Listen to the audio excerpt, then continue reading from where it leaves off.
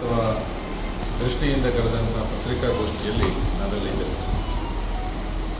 ನಮಗೆಲ್ಲ ಗೊತ್ತೇ ಇದೆ, ಅನೇಕ ಸಾಮಾಜಿಕ ಜಾಲತಾಣಗಳಲ್ಲಿ ಅನೇಕ ಪ್ರಚಾರ ಮಾಧ್ಯಮಗಳಲ್ಲಿ ಈಗಾಗಲೇ ಉಲ್ಲೇಖ ಆಗಿದೆ. ಬಳ್ಳಾರ ಗೋಳಿ ಅನ್ನುವಂಥದ್ದು ಒಂದು ಪವಿತ್ರವಾದಂಥ ಕ್ಷೇತ್ರ, ಪವಿತ್ರವಾದಂತಹ ಮಣ್ಣಿನಲ್ಲಿ ಪಂಚದೈವಗಳ ನೇಮೋತ್ಸವ ದಿನಾಂಕ 2ನೇ ತಾರೀಕಿನಿಂದ ಆರಂಭವಾಗಿ 7ನೇ ತಾರೀಕಿನವರೆಗೆ ಇರುತ್ತದೆ. ಬಳ್ಳಾರಗೋಳಿ ದೈವಾರಾಧನೆ ನುಡಿಕಟ್ಟಿನಲ್ಲಿ ಉಲ್ಲೇಖ ಆಗಿದೆ. ಶಿಬರೂರಿನ ಕೊಡಮಣಿತಾಯ ದೈವ ಮತ್ತು ಜಂತಬೆಟ್ಟಿನ ಬಂಟ ಸಾರಾಳ ಧರ್ಮವತಿ ದೈವದ ಮಧ್ಯೆ ವಾದ ವಿವಾದಗಳು ನಡೆದಾಗ ಸುಮಾರು ಅದರಲ್ಲಿ ಉಲ್ಲೇಖ ಆಗುತ್ತೆ, 7 ಹಗಲು 7 ರಾತ್ರಿ, 7 ಪಗಲು 7 ರಾತ್ರಿ ಅನ್ನುವಂಥದ್ದು ಉಲ್ಲೇಖ ಆಗುತ್ತೆ. ಆ ಬಳ್ಳಾರಗೋಳಿಯ ಮಣ್ಣಿನಲ್ಲಿ ಆ ವಾದ ವಿವಾದಗಳು ಇತ್ಯರ್ಥಗೊಂಡಿರುವಂಥದ್ದು ಪಂಜದ ಜಾರಂದಾಯ ದೈವದ ನೇತೃತ್ವದಲ್ಲಿ ಮಧ್ಯಸ್ಥಿಕೆಯಲ್ಲಿ ಆ ಒಂದು ವಾದ ವಿವಾದಗಳು ಇತ್ಯರ್ಥಗೊಂಡಿದೆ. ಆ ನಿಮಿತ್ತ ಹಿರಿಯರು ಹಾಕಿಕೊಟ್ಟಂತ ಹಾಗೆ ಪಂಚದೈವಗಳ ನೇಮೋತ್ಸವ ಆ ಮಣ್ಣಿನಲ್ಲಿ, ಆ ಪವಿತ್ರ ಮಣ್ಣಿನಲ್ಲಿ ಹಿಂದೆ ಹಲವಾರು ವರ್ಷಗಳು ನಡೆದಿದೆ. ಕಳೆದ 65 ವರ್ಷಗಳ ಹಿಂದೆ ಅದನ್ನು ನೋಡಿದಂಥವರು, ಜನರಿಂದ ಬಾಯಿಂದ ಬಾಯಿಗೆ ಬಂದ ಹಾಗೆ ಅದನ್ನು ನೋಡಿದಂಥವರು ಸ್ವಲ್ಪ ಜನ ಇದ್ದಾರೆ. 65 ವರ್ಷಗಳ ಹಿಂದೆ ಆ ಪಂಚದೈವಗಳ ನೇಮೋತ್ಸವ ಬಹಳ ಅದ್ದೂರಿಯಿಂದ, ಬಹಳ ಶ್ರದ್ಧೆಯಿಂದ ಆ ಜಾಗದಲ್ಲಿ ಬಳ್ಳಾರಗೋಳಿಯ ಪವಿತ್ರ ಮಣ್ಣಿನಲ್ಲಿ ನಡೀತಾ ಇತ್ತು. ಈ ಬಾರಿ ದೈವದ ಪ್ರೇರಣೆಯಂತೆ ಅದು ಮತ್ತೆ ಮರುಕಳಿಸಬೇಕು, ಆರಂಭ ಆಗಬೇಕು ಅನ್ನುವ ದೃಷ್ಟಿಯಿಂದ 4 ಗ್ರಾಮದ ಗ್ರಾಮಸ್ಥರು, ಅದು ಪಂಜದ, ಶಿಬರೂರು, ಜಂತಬೆಟ್ಟು, ಸೂರಿಂಜೆ, ಕುತ್ತೆತ್ತೂರು 4 ಗ್ರಾಮದ ಗ್ರಾಮಸ್ಥರು ನಿರ್ಣಯ ಮಾಡಿದಂತೆ ಪಂಚದೈವಗಳ ನೇಮೋತ್ಸವ ದಿನಾಂಕ 2 ತಾರೀಕಿನಿಂದ 8ನೇ ತಾರೀಕಿನವರೆಗೆ ಕಾರ್ಯಕ್ರಮ ನಡೆಯಲಿಕ್ಕಿದೆ. ಕಾರ್ಯಕ್ರಮ ದೃಷ್ಟಿಯಿಂದ 2ನೇ ತಾರೀಕಿಗೆ ಬೇರೆ ಬೇರೆ ಕಡೆಗಳಿಂದ ಅದ್ದೂರಿಯಾಗಿ ಹೊರೆ ಕಾಣಿಕೆ ಆಗಮಿಸಲಿಕ್ಕಿದೆ. ಅದು ಬೇರೆ ಬೇರೆ ಆಯ್ದ ಕೇಂದ್ರಗಳು, ಒಟ್ಟು ಸುಮಾರು ಒಂದು 10-12 ಕೇಂದ್ರಗಳಿಂದ ಬಳ್ಳಾರಗೋಳಿಯ ಪವಿತ್ರ ಮಣ್ಣಿಗೆ ಹೊರೆ ಕಾಣಿಕೆ ಆಗಮಿಸಲಿಕ್ಕಿದೆ. ಸೂರಿಂಜೆ ಮತ್ತು ಕುತ್ತೆತ್ತೂರು ಗ್ರಾಮಸ್ಥರು ಸೇರಿ ಹೊನ್ನಗಿರಿ ಶ್ರೀ ಮಹಾಲಿಂಗೇಶ್ವರ ದೇವಸ್ಥಾನದಲ್ಲಿ ಎಲ್ಲ ಹೊರೆಕಾಣಿಕೆಯ ಸಂಗ್ರಹ ಆಗಿ ಅಲ್ಲಿಂದ ಅದ್ದೂರಿಯ ಶೋಭಾಯಾತ್ರೆಯ ಮುಖಾಂತರ 2ನೇ ತಾರೀಕಿಗೆ ಬಳ್ಳಾರಗೋಳಿಗೆ ಹೊರೆಕಾಣಿಕೆ ಆಗಮಿಸಲಿಕ್ಕಿದೆ. 3ನೇ ತಾರೀಕಿಗೆ ಈ ದೈವಗಳ ಭಂಡಾರವು ಬಳ್ಳಾರಗೋಳಿಯ ಮಣ್ಣಿಗೆ ಬರಲಿಕ್ಕಿದೆ. ಪಂಜದ ಜಾರಂದಾಯ ದೈವದ ಭಂಡಾರ ಅದು ನಂದಿನಿ ನದಿಯನ್ನು ದಾಟಿ ಹುಚ್ಚಾಡಿಯ ಭಾಗವಾಗಿ ಬಳ್ಳಾರಗೋಳಿಗೆ ಆಗಮಿಸಲಿಕ್ಕಿದೆ. ಶಿಬರೂರಿನ ಕೊಡಮಣಿತಾಯದ ಭಂಡಾರ, ದೈವದ ಭಂಡಾರ ಅದೇ ದಿನ ಸಂಜೆ ಬರಲಿಕ್ಕಿದೆ. ಮತ್ತು ಕಲ್ಲಂಜ ಬಾಳಿಕೆ ಮತ್ತು ಜಂತಬೆಟ್ಟು ಮತ್ತು ಕೊಡಪದ ಪಂಜುರ್ಲಿ ಈ 5 ದೈವಗಳ ಭಂಡಾರ 3ನೇ ತಾರೀಕಿಗೆ ಬಳ್ಳಾರಗೋಳಿಯ ಪವಿತ್ರ ಮಣ್ಣಿಗೆ ಬರಲಿಕ್ಕಿದೆ. ಅಲ್ಲಿ ಆವತ್ತು ಪಂಚದೈವಗಳ ದರ್ಶನ ಇದೆ.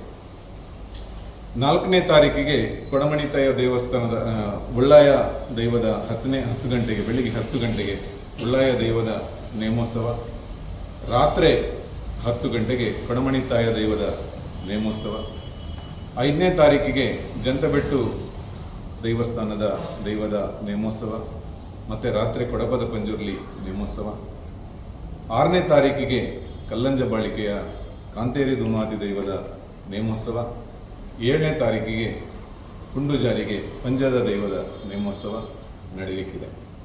8ನೇ ತಾರೀಕಿಗೆ ಮತ್ತೆ ಯಾವ ರೀತಿ ದೈವಗಳ ಭಂಡಾರ ಆಗಮಿಸಿದೆಯೋ 8ನೇ ತಾರೀಕಿಗೆ ಬೆಳಿಗ್ಗೆ ಆಯಾಯ ಕ್ಷೇತ್ರಕ್ಕೆ ಮತ್ತೆ ಭಂಡಾರ ವಾಪಸ್ ಹೋಗಲಿಕ್ಕಿದೆ. ಇದು ಒಟ್ಟು ಕಾರ್ಯಕ್ರಮದ ವಿವರ. ಇದರ ಮಧ್ಯೆ ಸಾಂಸ್ಕೃತಿಕ ಕಾರ್ಯಕ್ರಮಗಳು, ಸಭಾ ಕಾರ್ಯಕ್ರಮಗಳನ್ನು ಕೂಡ ಜೋಡಣೆ ಮಾಡಲಾಗಿದೆ. 3ನೇ ತಾರೀಕಿಗೆ ಸಹಸ್ರ ಮಕ್ಕಳ ಕುಣಿತ ಭಜನೆ ನಡೆಯಲಿಕ್ಕಿದೆ.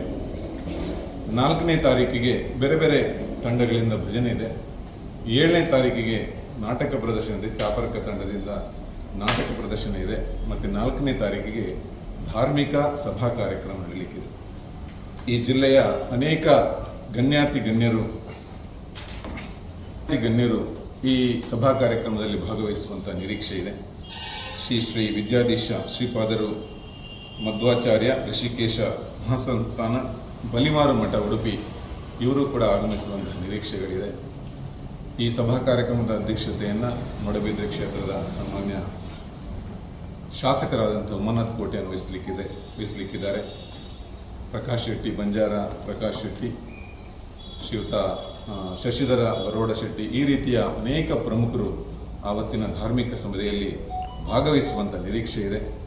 ಇಡೀ ದೈವಾರಾಧನೆಯನ್ನು ಇಡೀ ರಾಷ್ಟ್ರಾದ್ಯಂತ ಜಗತ್ತಿನಾದ್ಯಂತ ಪರಿಚಯಿಸಿದಂತಹ ವೃಷಭ್ ಶೆಟ್ಟಿ ಕೂಡ ಆಗಮಿಸುವಂತಹ ನಿರೀಕ್ಷೆ ಇದೆ. ಕಾರ್ಯಕ್ರಮದ ವಿವರಗಳು: 2ನೇ ತಾರೀಕಿಂದ ಆರಂಭ ಆಗಿ 8ನೇ ತಾರೀಕಿನವರೆಗೆ ಸುಮಾರು 20ರಿಂದ 25 ಸಾವಿರ ಜನ ಆಗಮಿಸುವಂಥ ನಿರೀಕ್ಷೆ ಇದೆ. ಅದಕ್ಕೋಸ್ಕರ ಕಳೆದ 1 ತಿಂಗಳಿಂದ ಭರದ ತಯಾರಿ ಸಿದ್ಧತೆಗಳು ನಡೆದಿದೆ. ಅನೇಕ ಸಮಿತಿಗಳ ಮುಖಾಂತರ ಬೇರೆ ಬೇರೆ ಜನ ಸುಮಾರು ಪಂಜಾ, ಶಿಬರೂರು, ಸೂರಿಂಜೆ ಮತ್ತು ಕುತ್ತೆತ್ತೂರು ಈ ಗ್ರಾಮದ ಒಳಗೊಂಡಂಥ ವ್ಯಕ್ತಿಗಳ ಒಂದು ಸಮಿತಿಯನ್ನು ಮಾಡಿದ್ದೇವೆ. ಬೇರೆ ಬೇರೆ ಸಮಿತಿಗಳ ತಯಾರಿಗಳು, ಭರದ ಸಿದ್ಧತೆಗಳು ನಡೀತಾ ಇದೆ. ಪ್ರತಿದಿನ ರಾತ್ರಿ ಮತ್ತು 4ನೇ ತಾರೀಕಿಗೆ ಮಧ್ಯಾಹ್ನ ಅನ್ನ ಸಂತರ್ಪಣೆಯ ವ್ಯವಸ್ಥೆ ಕೂಡ ಇದೆ.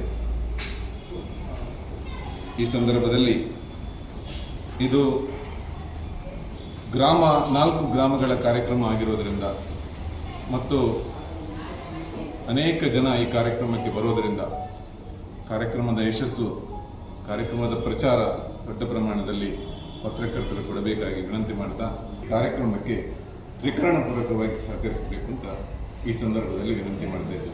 ಕ್ರಮ ಅಂದರೆ ಆ ಕದನ ಇತ್ತು, 7 ದಿವಸ 7 ರಾತ್ರಿ ಕದನ ಆಗಿದೆ ಅಂತ ಒಂದು ಉಲ್ಲೇಖ ಇದೆ. ಇತಿಹಾಸದಲ್ಲಿ ಕೂಡ ಉಲ್ಲೇಖ ಉಂಟು. ದೈವಗಳ ಅವರ ಕೋಲಾಗುವಾಗ ಅಲ್ಲಿ ಕೂಡ ಉಲ್ಲೇಖ ಉಂಟು. ಅದು ಆಮೇಲೆ ಅದಕ್ಕೆ ಇದು ನಿಲ್ಲದ ಕಾರಣ ಕಲ್ಲಂಜೆ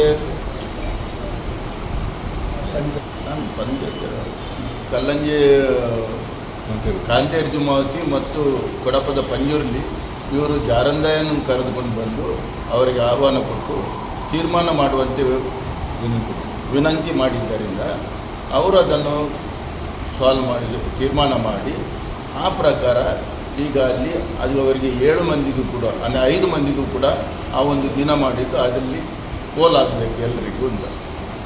ಅದು ಆ ಸಮಯದಲ್ಲಿ ಪಂಚಾಯತ ಗುಂಡು ಜಾರಿಗೆ ಜಾರಂದಯ ಅವನನ್ನು ಕರೆಯುವುದೇ ಧರ್ಮದೈವ ಅಂತ.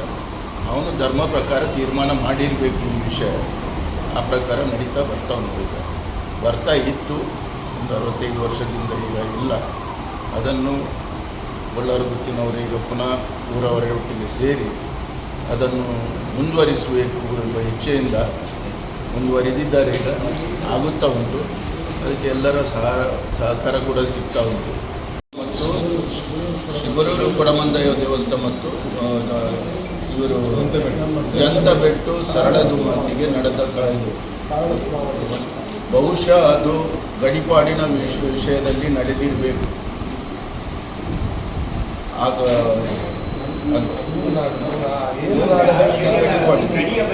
ಗಡಿಯ ಬಗ್ಗೆ ಇದಾದದ್ದು. ಆಮೇಲೆ 3 ನಾಡು ಮಾಡಿ ಆಮೇಲೆ ಅದು ಜಾರಂದಯ ಅದನ್ನು ತೀರ್ಮಾನ ಮಾಡಿರಬೇಕು. ಯಾಕಂದರೆ ನಮಗೆ ಸ್ಪಷ್ಟವಾಗಿ ಗೊತ್ತಿಲ್ಲದ ಕಾರಣ ನಾವು ಅದು ಹೇಗೆ ಮೌಖಿಕವಾಗಿ ಬರ್ತಾ ಉಂಟದು ಅದನ್ನೇ ನಾವು ಹೇಳಬೇಕು. ಅದಕ್ಕಿಂತ ಹೆಚ್ಚು ನಾವು ಏನಾದರೂ ಹೇಳಲಿಕ್ಕಾಗೋದಿಲ್ಲ. ವರ್ಷಗಳ ಹಿಂದೆ ನಡೆದಿರಬೇಕು ಅಂತ ಕ್ರಿಸ್ತಶಕ 127 ಮತ್ತು ಕ್ರಿಸ್ತ 429 ಇದರ ನಡುವಿನಲ್ಲಿ ನಡೆದಿರಬೇಕಂತ ಉಲ್ಲೇಖ ಉಂಟದು. ಧರ್ಮದಲ್ಲಿ ಇದನ್ನು ಮಾಡಬೇಕಂತ ಮೊನ್ನೆ ಪ್ರಶ್ನೆಯಲ್ಲಿ ಕಂಡು ಬಂದ ವಿಚಾರ. ಪ್ರತಿ ವರ್ಷ 12 ವರ್ಷ ಪ್ರಶ್ನೆಯಲ್ಲಿ ಈ ವಿಷಯ ಕೂಡ ಕಂಡು ಇದು ಕದನ ಆದ ಸ್ಥಳ ಅಂತ ಪ್ರಶ್ನೆಯಲ್ಲಿ ತೋರಿ ಬಂದಿದೆ. ಬಾಕಿಮಾರು ಗದ್ದೆ, ಬಾಕಿಮಾರು ಬಳ್ಳಾರಿ ಗೋಳಿ ಅಂತ ಹೇಳಿದರೆ ಆ ಸ್ಥಳದಲ್ಲಿ ಒಂದು ವಿಶಾಲವಾದ ಗೋಳಿ ಮರ ಇತ್ತು ಪೂರ್ವಕಾಲದಲ್ಲಿ. ಅದರ ಕುರುವಿ ಈಗಲೂ ಉಂಟು, ಅದರ ಸಣ್ಣದು ಈಗಲೂ ಉಂಟು. ಅದರ ನಡೆದ ಕದನ ಎಂದು ವಿಶ್ಲೇಷಿಸಿದ್ದಾರೆ.